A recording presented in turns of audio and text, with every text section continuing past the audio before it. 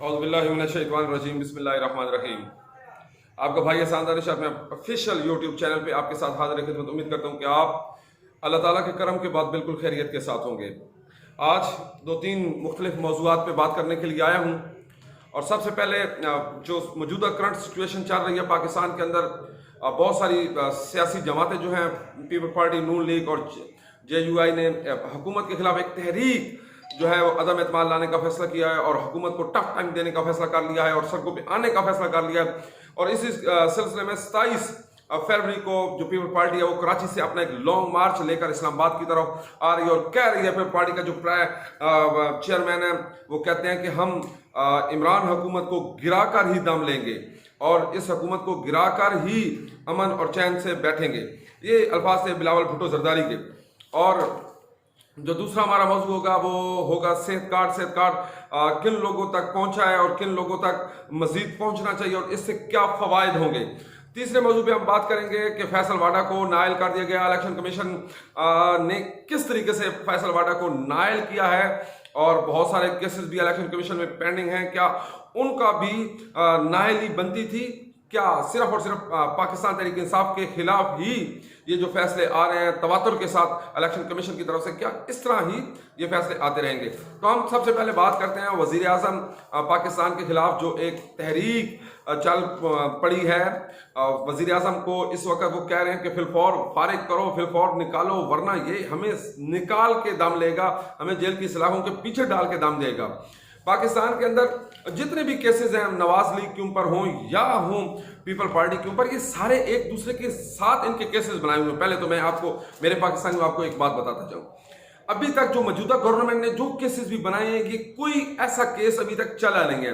ये सारे पुराने केस एक दूसरे के ऊपर, ये पुराने जो केस इनके थे उसी के ऊपर ही FBI और NAP जो है वो कार्रवाइयां कर रही है और जिसकी वजह से ये लोग अब बड़े परेशान हैं और ये केस अब मंतकी अंजाम को पहुंचने वाले हैं, जिसका इन लोगों को डर है कि अगर ये मंतकी अंजाम तक पहुंच गए तो फिर क्या होगा? फिर होगा इनका जेलों के अंदर इस्तकबाल। इसीलिए तो ये डर रहे हैं और इसीलिए तो ये हैं परेशान। अभी आगे एक और बात करता जाऊं कि PDM जो तमाम सियासी जमातें जो एक दूसरे के खिलाफ हमेशा एक दूसरे के खिलाफ इलेक्शन लड़ती रही हैं, वो यकजान क्यों हुई हैं?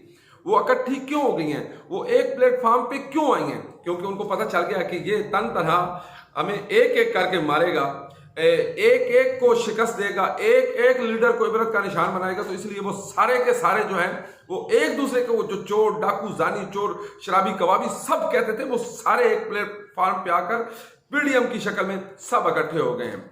अब देखना है कि वज़ीर आज़म इमरान खान जो है उनके खिलाफ अदम एतमाद आती है, क्या उसमें वो कामयाब होते हैं या नहीं होते?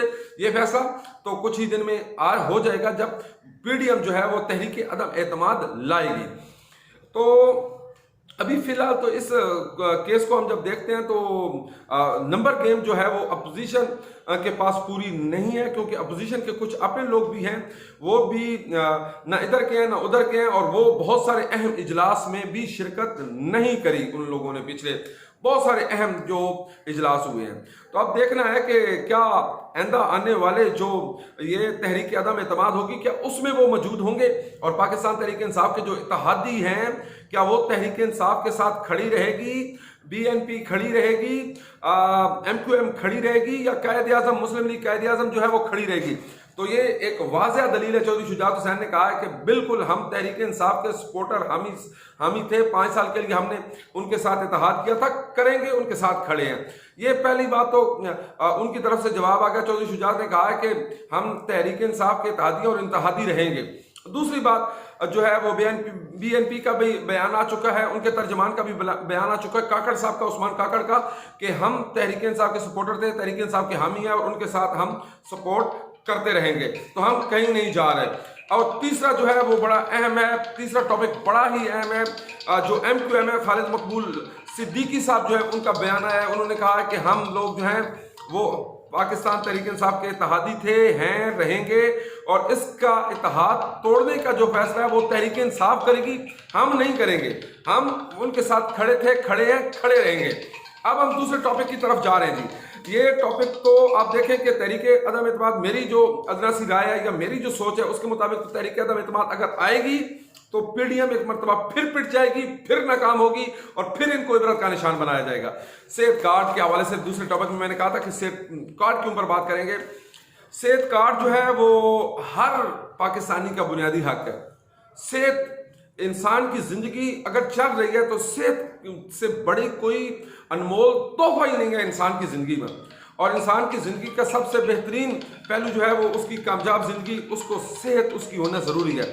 تو اس کے لیے حکومت کا ایک اچھا جو حکومت نے کام کیا ہے، جو ایک سب سے بہترین کام ہے اس حکومت کا، وہ صحت کارڈ ہے، جو ہر غریب کی جیب میں ہوگا۔ 10 لاکھ تک صحت کارڈ ان کی جیب میں ہوگا۔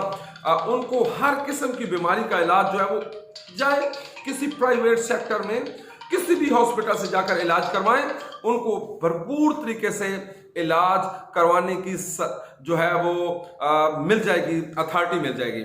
تو اب دیکھنا ہے کہ عوام کس طریقے سے اس صحت کارڈ کے حوالے سے گورنمنٹ کو کیا جواب دیتی ہے اور گورنمنٹ کہاں تک کامیاب ہوتی ہے صحت کارڈ کا اجرا کر کے۔ تو سرگودا ڈویژن کا جو ہے وہ 31 مارچ اب فیصل آباد میں کل وزیر اعظم عمران خان اور ان کے وزیر اعلیٰ پنجاب نے کل اس کا اعلان کر دیا ہے۔ صحت کارڈ جو ہے وہ اناؤنس ہو چکا ہے، ان کو مل چکے ہیں، لوگوں کو مل رہے ہیں، دھڑ دھڑ مل رہے ہیں۔ تو اس سے بہت سارے لوگوں کا رد عمل بھی ہم دیکھ رہے تھے ٹی وی پہ۔ 40 لوگ کہتے ہیں کہ کاش وزیر اعظم عمران خان 40 سال پہلے آ جاتے۔ وزیر اعظم یہ صحت کارڈ پہلے ہونا چاہیے تھا، عوام کو ملنا چاہیے تھا، عوام کا حق ہے صحت، اور صحت اس کو بالکل کے لیے ضروری ہے۔ تو انشاءاللہ یہ صحت کارڈ کے بڑے اچھے اور بڑے خاطر خواہ نتائج آئیں گے، اور انشاءاللہ حکومت جو ہے وہ بھرپور طریقے سے اس صحت کارڈ کی لانچنگ کرنے جا رہی ہے، اور پورے پنجاب میں، پنجاب کے پی میں پہلے کر چکی ہے، پنجاب میں کر رہی ہے، اور انشاءاللہ بلوچستان میں بھی یہ جو ہے صحت کارڈ کا اجرا ہوگا، اور صحت کارڈ جو ہے وہ ہر اس غریب مستحق خاندان تک پہنچے گا۔ 10 لاکھ روپے تک ان کو کسی بھی پرائیویٹ اچھے سے اچھے ہاسپٹل میں جا کر علاج کروا سکیں گے۔ اب تیسرے بات پہ ہم آ رہے ہیں۔ دوہری شریعت کیس میں الیکشن کمیشن نے ایک مرتبہ پھر جو پاکستان تحریک انصاف کے خلاف فیصلہ دیا ہے۔ الیکشن کمیشن کو بڑی جو پرابلم ہوتی ہے، یہ جو بایو میٹرک مشینیں آ رہی ہیں اور ان کے ذریعے جو ووٹنگ جو ہے وہ کاسٹ ہونی ہے، تو اس کے اوپر ان کو بڑا خطرہ لگا رہتا ہے، اور ان کے جو الیکشن کمیشن کے چیف ہیں وہ کہتے ہیں کہ جی کوئی ایلفی ڈال دے گا۔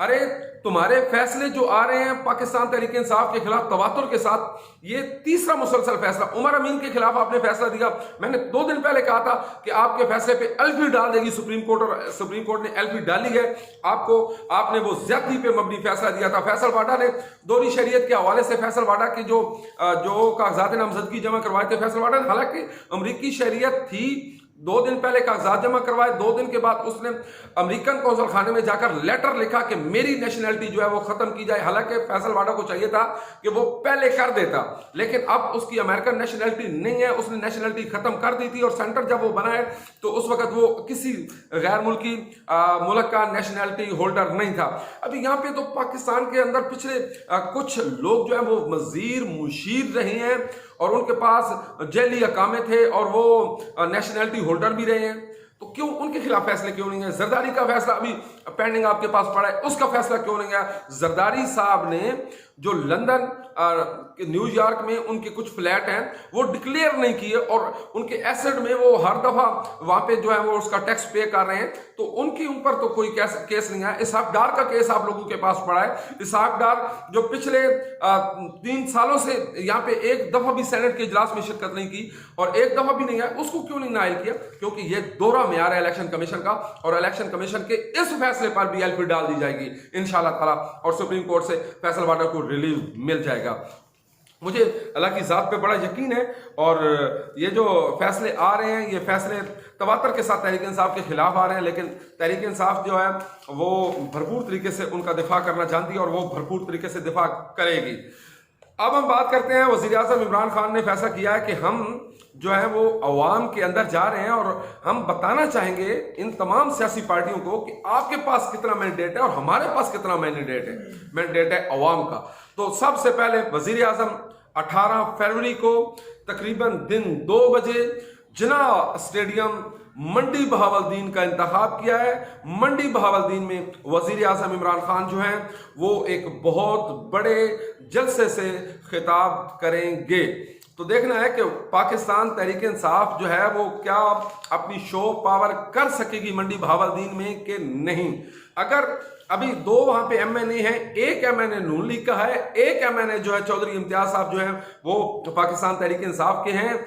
और जो मजे की बात है वहां पे पीपल पार्टी का कोई सीट नहीं है, वहाँ पे कायद आज़म मुस्लिम लीग की जो है एक सीट है, वहाँ पे हमारे जो पाकिस्तान तहरीक इंसाफ के दो एमपी भी हैं। तो एक एमएनए चौधरी इम्तियाज साहब, गुरेज अफजल चंद साहब हैं, चौधरी नजर गोंदल साहब इलेक्शन हारे थे, नासिर बुसाल नून लीग के जो एमएनए उनसे। तो अब देखना है कि क्या करने जा रही है तहरीक इंसाफ और किस तरीके से मंडी बहावलदीन का इंतखाब किया और मंडी बहावलदीन के इस ग्राउंड में क्या वो इस जिना स्टेडियम को भर पाएंगे और वजीर आजम का जलसा जो है वो शानदार होगा कि नहीं, इसके ऊपर तो अवाम ही बेहतर जानते हैं। 18 तारीख जुमे के दिन जुमतुल मुबारक के बाद ही अवाम का फैसला सुनाएगी, तो उसके वक्त हमें उस वक्त का इंतज़ार करना चाहिए। तो मेरे दोस्तों से मैं इल्तमास करता जाऊँ, मेरा चैनल अल्हम्दुलिल्लाह आगे की तरफ जा रहा है, ये आप सब की मेहरबानी है।